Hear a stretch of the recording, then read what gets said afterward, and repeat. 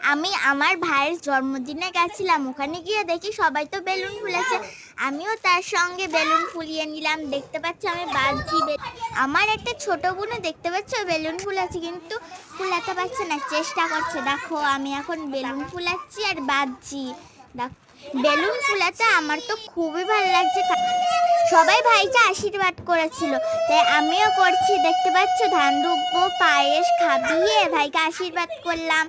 দেখতে পাচ্ছ তোমরা, ও দেখো জল খাচ্ছে ভাই, দেখো তোমরা। তারপরে ভাইকে একটা গিফট দিলাম, সেটা হচ্ছে টিফিন বক্স। দেখতে পাচ্ছ ভাই তো খুব খুশি হচ্ছে। তারপরে কেক কাটা হচ্ছে, দেখতে পাচ্ছ ভাই কি খুশি কেক দেখে। ভাইয়ের তো 5 বছর জন্মদিন হচ্ছে, তার জন্য দুটো কেক এনেছে। দেখতে পাচ্ছ একটা কেকও খুব সুন্দর আর একটা কেকও খুব সুন্দর। দেখতে পাচ্ছ ওই দেখো ভাই সবাইকে খাইয়ে দিচ্ছে, আমাকেও খাইয়ে দিয়েছে।